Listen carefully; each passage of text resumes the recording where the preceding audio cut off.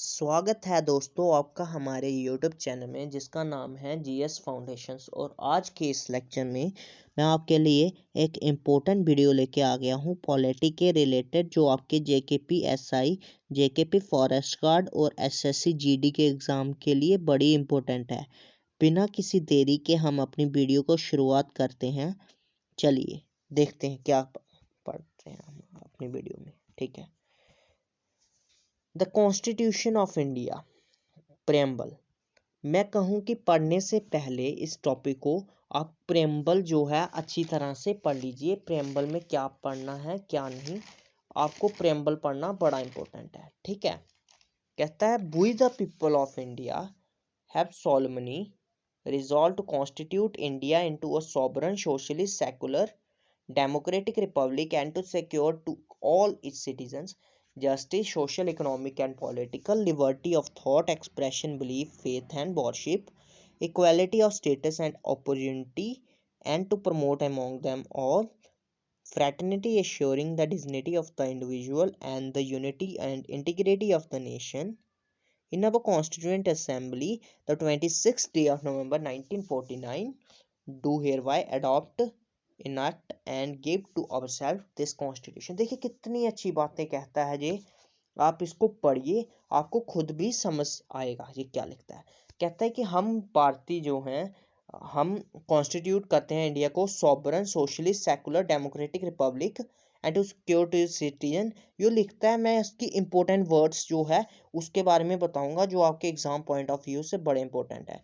चलिए मैं अगले पेज पे बताता हूँ आपको क्या क्या आपको वर्ड्स याद करना है। इसमें सोबरिन का मीनिंग पूछ लेते हैं, आपके हिसाब से सोबरिन का मीनिंग क्या है।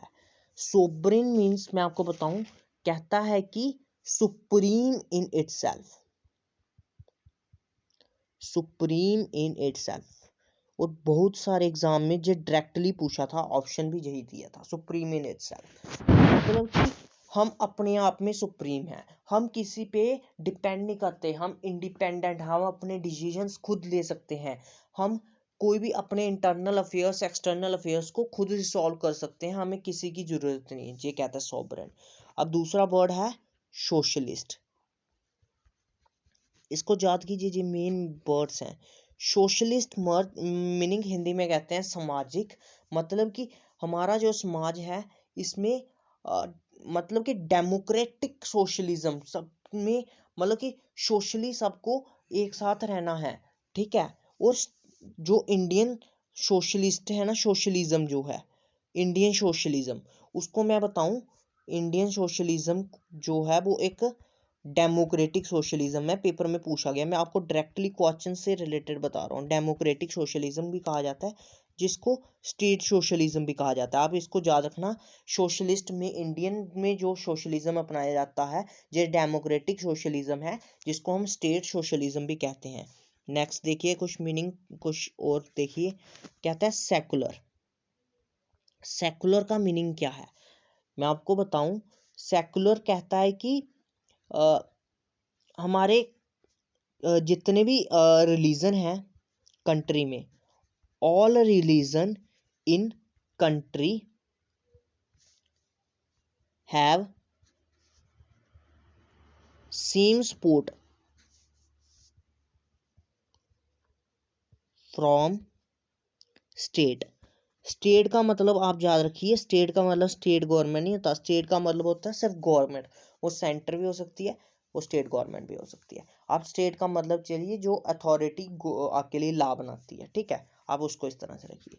कहता है कि सेकुलर का मतलब मेरे देश में जितने भी रिलीजन है वो सभी बराबर है। ठीक है, इसका आप सिंपली इतना सा लेके के चलिए। नेक्स्ट देखिए, कुछ आपको एक दो मीनिंग और बताना है मुझे। कहता है डेमोक्रेटिक, ये डायरेक्ट पेपर के क्वेश्चन है, मैं आपको बता रहा हूँ। जो डेमोक्रेटिक मीन्स होता है कि सुप्रीम पावर ऑफ पीपल। ठीक है, by the people of the people, मतलब the possession of supreme power by the people. मतलब कि जो है लोगों की वजह से, आज हमारे सेंटर में गवर्नमेंट बनती है लोगों की वजह से। अगर लोग गवर्नमेंट को वोट ही ना दें तो गवर्नमेंट फिर बनेगी नहीं। आप याद रखिए इसको, डेमोक्रेटिक का मीनिंग यहाँ पे क्या बनता है। अब नेक्स्ट वर्ड देखिए, एक बनता है फिर रिपब्लिक। क्या बनता है? रिपब्लिक। रिपब्लिक में आप सीधे याद रखिए हमें रिपब्लिक किस तरह से कहा गया है, मतलब कि रिपब्लिक का मतलब आप याद रखिए कि जो हेड ऑफ द स्टेट है, जो हेड ऑफ द कॉन्स्टिट्यूशन है, वो डायरेक्टली या इनडायरेक्टली बनाया जाता है फिक्स पीरियड के लिए।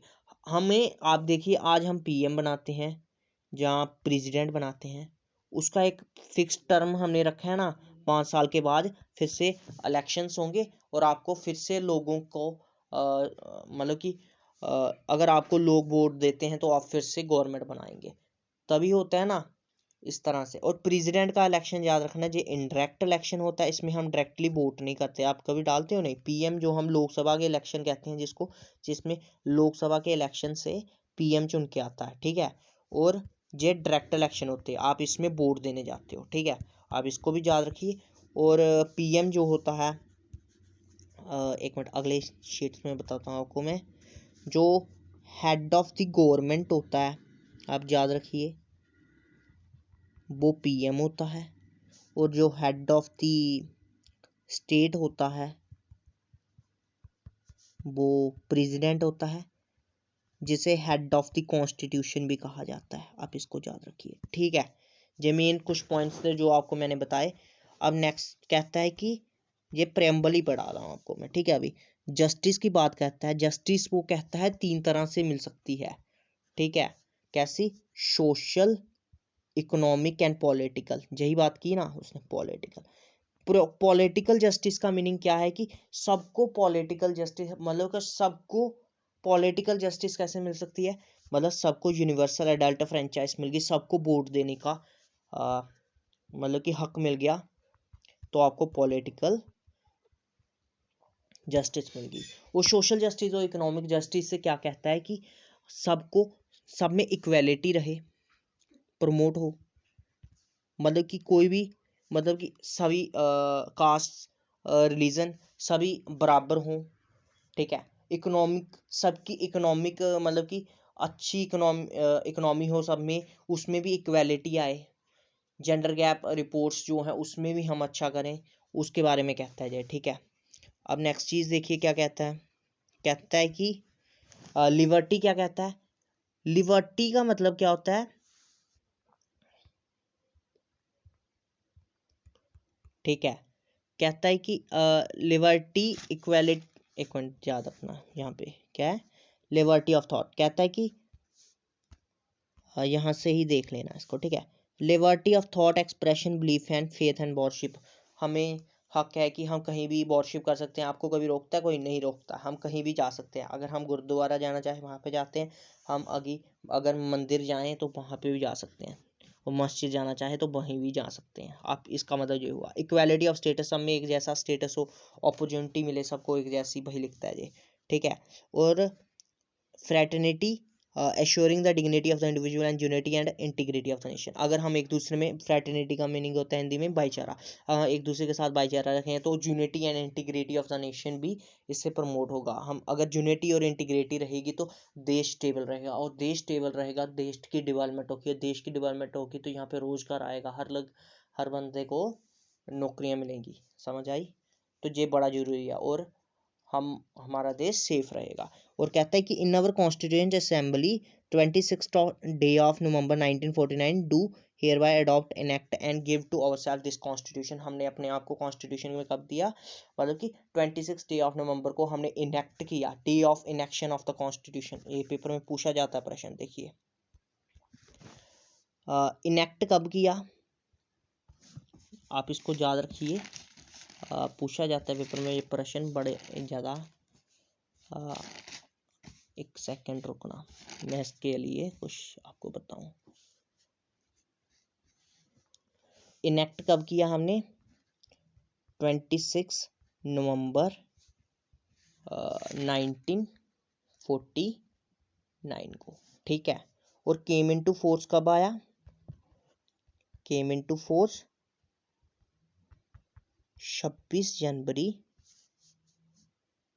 1950, जिसको हम कॉमेंस्ड भी कहते हैं, इस तरह से भी आ सकता है। कॉमेंस्ड कब हुआ, तो इस तरह से पूछ सकते हैं आपको। एडॉप्ट, इधर लिखिए 26 जनवरी को हमने एडॉप्ट या इनेक्ट किया, यहाँ पे केम इनटू फोर्स या कॉमेंस्ड कब हुआ, 26 जनवरी 1950। आप इसको इस तरह से याद रख सकते हो। नेक्स्ट देखिए आपके यहाँ पे क्या इंपॉर्टेंट है, ये तो हुआ प्रेम्बल से रिलेटेड। अब आपको मैं बताऊं कुछ जो आपके एग्जाम पॉइंट ऑफ व्यू से बड़ा इंपॉर्टेंट होगा। कहता है कि हम जो ओरिजिनली हमारे कॉन्स्टिट्यूशन में 365 आर्टिकल्स थे, 22 पार्ट थे और 8 शेड्यूल थे, ठीक है, शेड्यूल्स थे। पर नाउ अब कितने हो गए, अब 470 से ज़्यादा आर्टिकल्स हैं, ठीक है,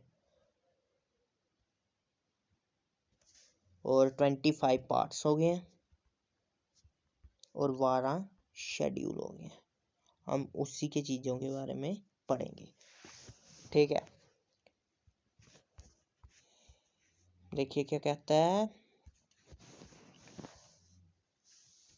तो पहले हम पढ़ते हैं कुछ चीज़ें जो प्रेम्बल है, जो हम पीछे पढ़े, ठीक है। उसमें ओरिजिनली 3 वर्ड्स नहीं थे, कौन से, जो हम पढ़ते हैं, सोशलिस्ट, सेकुलर, इंटीग्रिटी, ठीक है। ये तीन वर्ड जो है, इसको ऐड किया जाता है। ये ओरिजिनली प्रेम्बल में नहीं थे जब हमने नया नया प्रेम्बल डाला। ये 42nd कॉन्स्टिट्यूशन अमेंडमेंट एक्ट 1976, जब अमेंडमेंट की 1976 में 42nd कॉन्स्टिट्यूशन अमेंडमेंट थी, उसके बाद हमने इसमें ये 3 वर्ड डाले। मैं आपको बताऊं कि आपके पेपर में क्वेश्चन पूछा जाता है 46 कॉन्स्टिट्यूशन अमेंडमेंट को मैं कहूँ मिनी कॉन्स्टिट्यूशन भी कहा जाता है, क्योंकि इसमें बहुत सारी चेंजेस लाई गई थी, मिनी कॉन्स्टिट्यूशन कहा जाता है। आप इसको याद रखिए, 42nd कॉन्स्टिट्यूशन अमेंडमेंट 1976 को मिनी कॉन्स्टिट्यूशन भी कहा जाता है। ये 3 वर्ड प्रेम्बल, प्रेम्बल में सोशलिस्ट, सेकुलर और इंटीग्रिटी जो है, इसमें ये 3 वर्ड ऐड किए गए थे, आप इसको याद रखिए। और प्रेम्बल में कुछ लास्ट जो हैं वो इम्पोर्टेंट है, कुछ केस जो हैं, 2 केसेस आते हैं जो आपको याद रखने हैं, आपके पेपर में बहुत बार पूछे गए हैं। एक बिरवरी जूनियन केस, जिसमें कहा गया था कि प्रेम्बल जो है वो ये 1960 का केस था, ठीक है, कई बार ये भी पूछ लेते हैं, ठीक है। इसमें क्या कहा गया कि प्रेम्बल जो है वो कॉन्स्टिट्यूशन का पार्ट नहीं है। फिर बाद में क्या हुआ, एक केस आया केशवानंद भारती केस, केशवानंद भारती केस, जिसमें कहा गया कि जो जो कॉन्स्टिट्यूशन है वो एक पार्ट है, मतलब कि जो प्रेम्बल है वो पार्ट है कॉन्स्टिट्यूशन का, ठीक है। क्या कहा गया, प्रेम्बल जो है वो पार्ट ऑफ द कॉन्स्टिट्यूशन है, उसमें हमें ये कहा गया। और इस तरह से आप कह सकते हो कि एक जो प्रेम्बल है ना,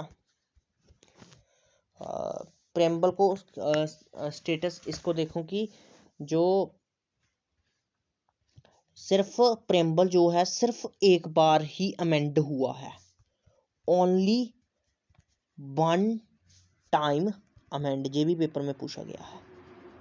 मैं आपको इम्पोर्टेंट बता रहा हूँ, क्रक्स निकाल के इम्पोर्टेंट।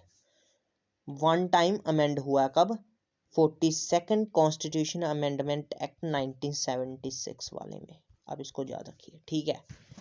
तो और क्या है इसमें, प्रेम्बल जो है इसका लीगल स्टेटस इतना नहीं है, नॉट लीगल स्टेटस, ठीक है, आप इसको याद रखिए इतना, ठीक है। जो मेन पॉइंट्स थे लक्ष्मीकांत से या इंपॉर्टेंट बुक्स से मैंने वो बता रहा हूँ आपको इसके रिलेटेड, ठीक है।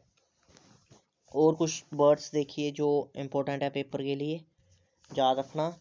हमारे कॉन्स्टिट्यूशन को बनते वक्त, कॉन्स्टिट्यूशन जब बना कितने साल लगे, 2 साल 11 महीने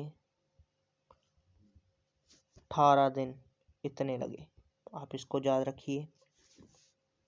डेज अच्छी तरह से नहीं चलता चेक कलर, ठीक है। और कुछ याद रखना है वो भी रखिए कि वर्ल्ड का लेंथिएस्ट रिटन कॉन्स्टिट्यूशन है।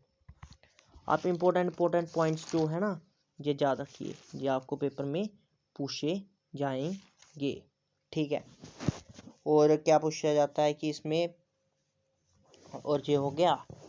तो कुछ इम्पोर्टेंट पॉइंट देखिए कि नेशनल फ्लैग को हमने अडॉप्ट कब किया, ठीक है, ये याद रखना। जुलाई बाई, ठीक है, सॉरी, जुलाई बाई 1947 की बात है, जुलाई बाई 1947, ठीक है। और कुछ बताता हूँ अब मेन पॉइंट्स जो आपके एग्ज़ाम पॉइंट ऑफ व्यू से बड़े इंपॉर्टेंट होंगे। 1934 में आइडिया ऑफ द कॉन्स्टिट्यूशन कौन देते हैं, किसके द्वारा दिया जाता है, एम.एन. रॉय के द्वारा दिया जाता है, ठीक है। 1935 में कांग्रेस जो होती है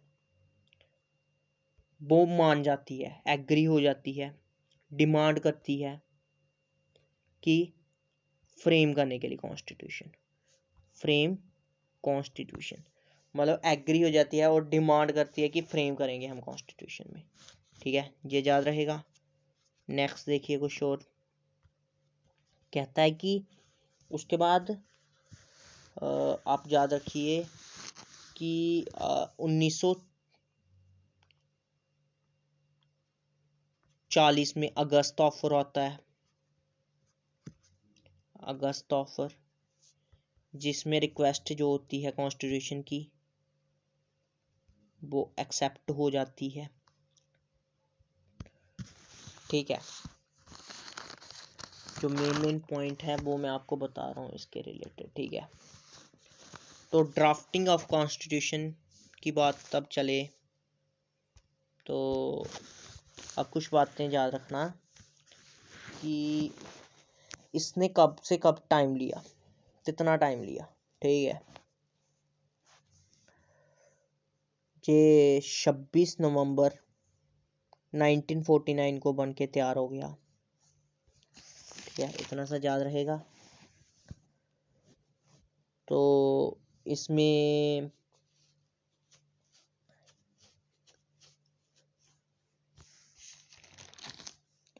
नेशनल एंथम को हम अडॉप्ट करते हैं, जो इम्पोर्टेंट पॉइंट्स हैं, जो एक सेकंड, नेशनल एंथम को हम अडॉप्ट करते हैं 24 जनवरी 1950 को, ठीक है। नेशनल सॉन्ग को हम अडॉप्ट करते हैं 24 जनवरी 1950 को, ठीक है।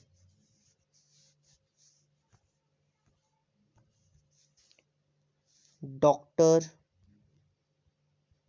राजेंद्र प्रसाद जो हैं उन्हें first इंटीरियम first president of India का बनाया गया,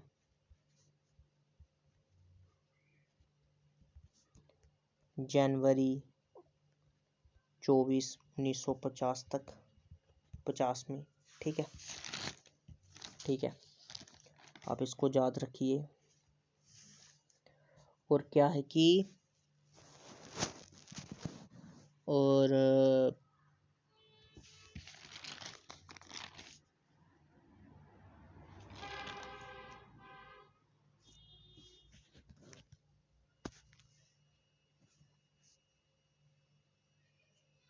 आप इसको याद रखिए कि हाँ, ये याद रखिए कि हमारे कॉन्स्टिट्यूशन ने 2 साल 11 महीने 18 दिन लगाए और इस पे टोटली 64 लाख रुपया लगा। मैं इंपॉर्टेंट लाइंस ढूंढ रहा हूँ वो बता रहा हूँ, तभी थोड़ा टाइम लग रहा है, ठीक है। और याद रखना कि इसमें से टोटल हमारे कॉन्स्टिट्यूशन में अभी तक टोटल 104 अमेंडमेंट हुई थी। टोटल 104 अमेंडमेंट हुई हैं, अमेंडमेंट, ठीक है। और हमारे कॉन्स्टिट्यूशन में वर्ड्स कितने हैं ये याद रखना, 1,45,000 वर्ड्स हैं, ठीक है। आप इसको याद रखिए, ठीक है। एक वर्ड, एक क्लास क्वेश्चन और याद रखिए कि first person to address constitutional hall JB Kripalani, ठीक है। आप इसको याद रखिए, ठीक है। और ये था कुछ इम्पोर्टेंट। और नेक्स्ट देखिए कि जो कहता है कि हमने पढ़ा कि हमारे पास 25 पार्ट्स हैं, अभी 470 से ज़्यादा आर्टिकल्स हैं, ठीक है, तक आर्टिकल है। इसमें से कुछ अमेंडमेंट हो चुकी है उसकी, ठीक है, काटे गए हैं कुछ इसमें, ठीक है। और 12 पार्ट्स है। और 12 पार्ट कौन से हैं आपको बताऊं कि 12 पार्ट्स हैं। आप इसको इस तरह से रखिए, एक मिनट खाली पेज में ही बताता हूँ आपको मैं, ठीक है। 12 शेड्यूल्स किस तरह से याद रखने हैं आपको इम्पोर्टेंट बता देता हूँ। 1 2 3 4 5 6 यहाँ पे रखिए, 7 8 9 10 11 12, ठीक है। याद करने का तरीका, सबसे पहले मेरे देश होना चाहिए, देश होना चाहिए मतलब मेरे देश के लोग होने चाहिए। देश कैसे बनता है, लोगों से बनता है, यूनियन होना चाहिए, और उसकी टेरिटरी होनी चाहिए पहले में, ये ठीक है। सेकंड क्या कहता है, सेकंड कहता है कि अब मेरे देश को चलाने वाले लोग हैं, मुझे उनकी अलाउंसेस रखनी चाहिए, उनकी सैलरी, मतलब सैलरी एंड अलाउंसेस किसकी, इम्पोर्टेंट पर्सनैलिटी। और इम्पोर्टेंट पर्सनैलिटी कौन है, जैसे पीएम हो गए, प्रेसिडेंट हो गए, हाई कोर्ट के जज, सुप्रीम कोर्ट के जज हो गए, गवर्नर्स हो गए उनकी। थर्ड क्या कहता है कि अब मैंने उन्हें बना तो दिया, मैंने देश बना दिया, मेरे देश में मतलब कि इम्पोर्टेंट पर्सनैलिटी भी आ गई, अब क्या पता वो सही काम करें या नहीं करें, अब मुझे उन्हें कस्में खिलानी होगी, ओथ एंड अफर्मेशन, कि वो अपने काम को अच्छी तरह से करेंगे, ओथ एंड अफर्मेशन यहाँ पे आ जाएगा। चौथा क्या है कि अब मुझे ये तो बता दिया, अब ये तो हो गया सेंटर लेवल की बात, अब मुझे स्टेट लेवल पे हर स्टेट की भी जानकारी रखनी होगी, और स्टेट में रखने के लिए मुझे सीट भी एलोकेट करनी पड़ेगी राज्यसभा में, मतलब allocation of seat in Rajya Sabha. Fifth और सिक्स्थ क्या कहता है, फिफ्थ कहता है कि administration and control of schedule tribe, मतलब शेड्यूल ट्राइब्स जो हैं उनकी एडमिनिस्ट्रेशन की बात करता है। और सिक्स्थ क्या कहता है, सिक्स्थ बात करता है ममता, ममता मीन्स मतलब कि इसमें तो कहता है कि शेड्यूल ट्राइबल एरियाज जो हैं उनकी एडमिनिस्ट्रेशन, पर ये कहता है कि शेड्यूल ट्राइब एडमिनिस्ट्रेशन होनी चाहिए, पर कहाँ, ट्राइबल उनकी एडमिनिस्ट्रेशन और कंट्रोल पर कहाँ पे, मिजोरम, मेघालय, त्रिपुरा और असम में, ठीक है। सेवंथ में लिस्ट आ जाती है, स्टेट लिस्ट, यूनियन लिस्ट जिसको सेंट्रल लिस्ट भी कहते हैं, और कॉन्करेंट लिस्ट। 8वें नंबर पे आ जाता है लैंग्वेज, इसमें वाई ऑफिशियल लैंग्वेज है। 9th में क्या आ जाता है, आता है एक्ट और लॉ, वो एक्ट और लॉ जिस पे सुप्रीम कोर्ट मतलब कि कुछ ना करे, मतलब इस तरह से। 10th होता है एंटी डिफेक्शन लॉ, दल एंटी दल बदल कानून के खिलाफ जो था, एंटी डिफेक्शन लॉ। और 11th और 12th, 11th में आ जाता है पंचायत, इसमें आ जाती है म्यूनसिपैलिटी। आप यही यहाँ पे लिखा है, आप ध्यान से देखना। सबसे पहले मेरे पास यूनियन एंड टेरिटरी होनी चाहिए, दूसरे नंबर मैंने इंपॉर्टेंट पोजीशन पे प्रेसिडेंट, प्राइम मिनिस्टर, गवर्नर, उनकी मैंने सैलरी अलाउंसेस दे दी। और तीसरे नंबर पे क्या कहता है, मुझे उनसे ओथ एंड अफर्मेशन भी दिला दी उनकी मैंने, ठीक है। तो नेक्स्ट देखना क्या कहता है कि अब मैंने allocation of the seat for Rajya Sabha भी कर दी, schedule tribal area control and administration भी कर दिया। और सिक्स क्या है, ममता, मेघालय, मिजोरम, त्रिपुरा और असम, इन ट्राइबल एरियाज की जो है वो मुझे एडमिनिस्ट्रेशन देखता है, कंट्रोल, ठीक है। 7th कहता है list, state list, central list, concurrent list. Language कितनी है? 22 ऑफिशियल। 9th पे याद रखना वो एक्ट और लॉ जिस पे सुप्रीम कोर्ट कुछ ना कर सके, वो वाले एक्ट एंड लॉ, ठीक है। और नेक्स्ट वन क्या है? Anti defection law. 11th पे पंचायत, 12th पे म्यूनसिपैलिटी, ठीक है। आप इसको याद रखिए।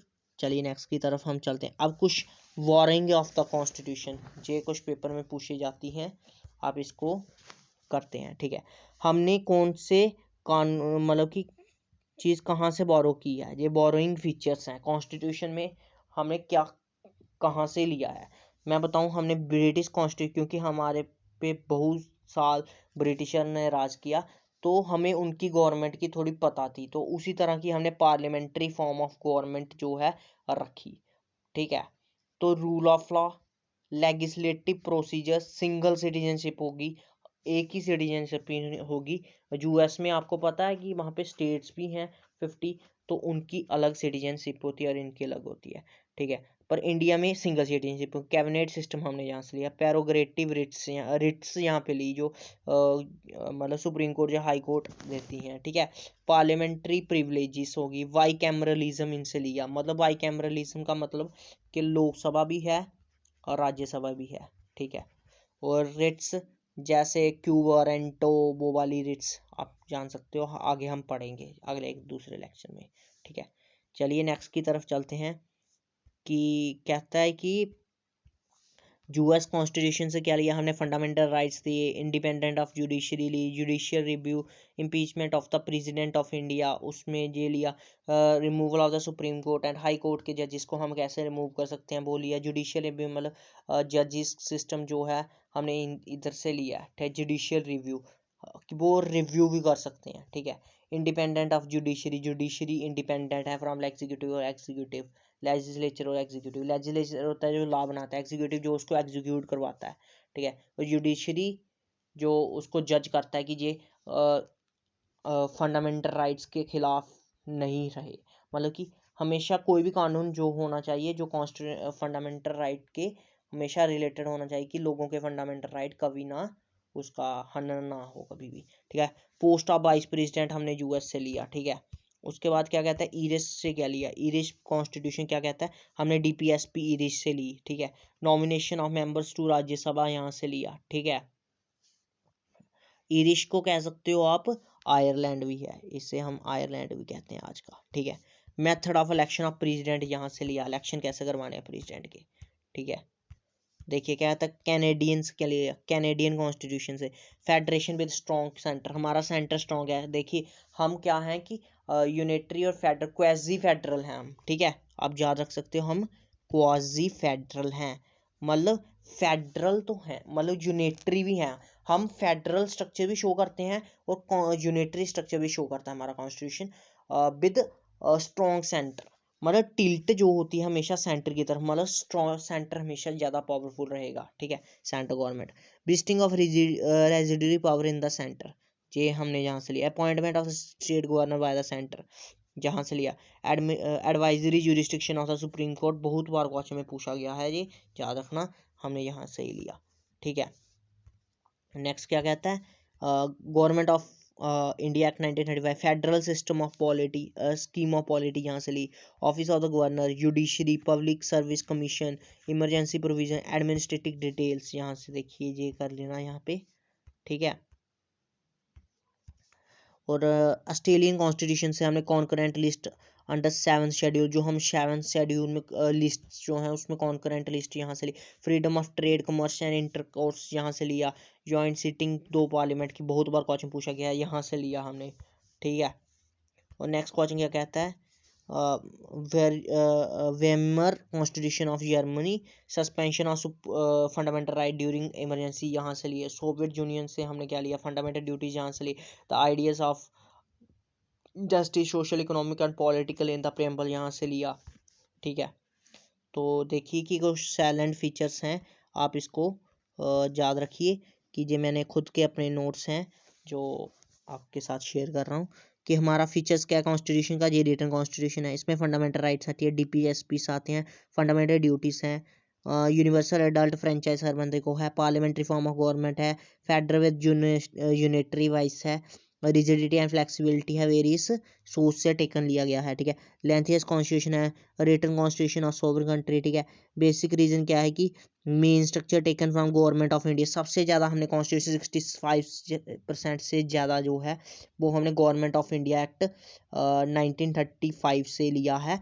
और कहा जाता है कि ये जो गवर्नमेंट ऑफ इंडिया एक्ट 1935 है ना, ये ब्रिटिश के द्वारा प्रोड्यूस किया गया अभी तक सबसे लॉन्गेस्ट डॉक्यूमेंट है, अभी तक कह सकते हैं हम, ठीक है। और single constitution for both centre and state यहाँ से लिया, ठीक है। और उसके बाद देखिए हमने ये सब कहता है कि इस तरह से हम आगे देखते हैं क्या कहता है। ये कुछ कॉन्स्टिट्यूशन को जब हम बना रहे थे, कॉन्स्टिट्यूशन को बनाने के लिए एक कमेटी बनाई गई, ठीक है। अलग अलग कमेटियाँ बनाई गई, ठीक है। एक थी ड्राफ्टिंग कमेटी, ड्राफ्टिंग कमेटी को बनाने के लिए डॉक्टर बी आर अम्बेडकर उसके चेयरमैन थे। ये बहुत बार प्रश्न पूछे गए। यूनियन पावर कमेटी, ठीक है, union power committee, union constitution committee, ठीक है, जवाहरलाल नेहरू। और स्टेट्स कमेटी, जवाहरलाल नेहरू, आप तीन याद रखिए इस तरह से। प्रोविंशियल कमेटी और advisory committee on fundamental rights और मिनॉरिटी, सरदार पटेल, ठीक है।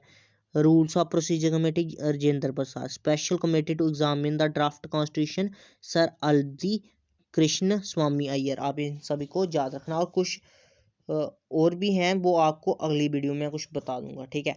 और चलिए हम फटाफट प्रश्न लगा लेते हैं, वीडियो बहुत बड़ी बन रही है वैसे भी, ठीक है।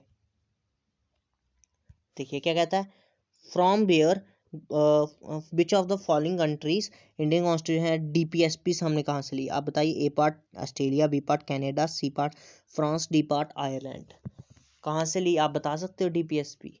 डीपीएसपी हमने आयरलैंड से ली, मैंने पीछे पढ़ाया भी है। और मैं आपको एक चीज़ बता दूं, वहाँ पे भूल गया, हमने जापान से भी एक चीज़ ली है। जापान से हमने लिया है procedure established by law, paper में बहुत बार पूछा गया है, प्रोसीजर इस्टेब्लिश्ड बाय लॉ, ठीक है। चलिए नेक्स्ट क्वेश्चन की तरफ हम चलते हैं। ये कहता है the idea of the fundamental right have been borrowed from which country. Fundamental rights का आइडिया हमने कहाँ से लिया है? यूएसए से लिया है, ठीक है। पीछे पढ़ सकते हो, मैंने डॉक्यूमेंट में दिया है, ठीक है। The concept of fundamental duties have been borrowed from the which constitution. हमने फंडामेंटल ड्यूटीज का जो कॉन्सेप्ट है ये कहाँ से लिया है? जी हमने यूएसएसआर रशिया से लिया है, ठीक है। नेक्स्ट वन क्या कहता है, which of the following features have been borrowed from the constitution of France. हमने फ्रांस से क्या क्या लिया है, ठीक है। क्या कहता है, हमने फ्रांस से क्या क्या लिया है?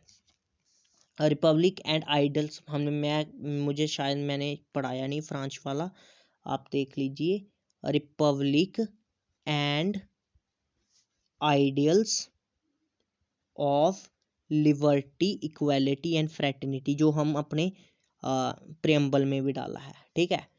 Equality and fraternity. क्या कहता है, रिपब्लिक है, लिबर्टी है, इक्वालिटी है, फ्रेटर्निटी, हाँ, ये ऑल ऑफ यही होगा हमारा करेक्ट आंसर। चलिए नेक्स्ट क्वेश्चन क्या कहता है, कहता है कि the suspension of the fundamental right during the emergency. ये हमने कहाँ से लिया? ये हमने जर्मनी से लिया है, जब भी मैंने आपको पहले भी पढ़ाया, इंपॉर्टेंट है ये, ठीक है। क्या कहता है, कहता है कि जुडिशियल रिव्यू हमने कहाँ लिया है? Concept of judicial review, judicial review, अब ध्यान से देखना, concept of judicial review, judicial review जो हमने लिया है यूएसए से लिया है जी, ठीक है। चलिए नेक्स्ट की तरफ हम चलते हैं। कहता है the parliamentary form of government कहाँ से लिया है? यूके से लिया है, मैंने आपको पहले ही ये पढ़ा दिया था, ठीक है। The preamble of the constitution is taken from, जो हमने प्रेम्बल लिया है हमने यूएसए का देखा था ना, उन्होंने अपने पेज पे प्रेम्बल लगाया था, तो हमें लगा कि हमें भी एक इम्पोर्टेंट समरी जो है लगानी चाहिए। और कई बार पूछते हैं कि प्रेम्बल पहले मतलब सबसे लास्ट में बनाते हुए और पहले क्यों लगाया, फिर मतलब कि सबसे लास्ट में क्यों बनाया? जी इसको तो पहले बनाना चाहिए था अगर हम पहले पेज में बनाते। अब मैं आपको बताया कि ये पूरी समरी है पेज की, और समरी जो है वो लास्ट में बनती है, और इसीलिए हमने उसको लास्ट में बनाया, फिर बाद में अटैच कर दिया पहले पेज पे, ठीक है। चलिए नेक्स्ट क्वेश्चन की तरफ हम चलते हैं। From which of the following country Indian constitution है borrowed the rule of the law and procedure law. मैंने आपको ये बताया, rule of the law, has borrowed the rule of law and legislature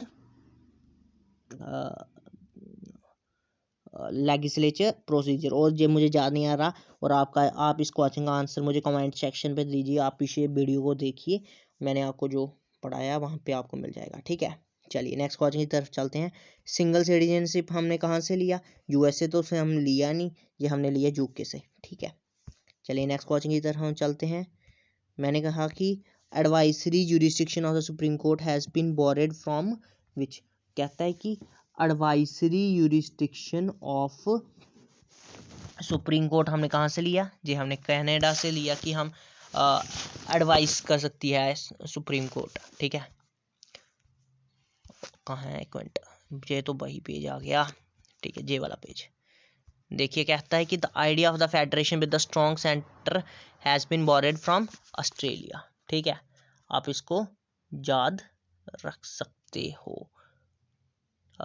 strong centre की बात आती है ना, तो स्ट्रॉन्ग सेंटर की बात आए जब, सॉरी इसका कनाडा होगा, करेक्ट कर लीजिए, इस क्वेश्चन का आंसर कनाडा होगा ना। स्ट्रॉन्ग सेंटर कनाडा ने कहा था, ठीक है।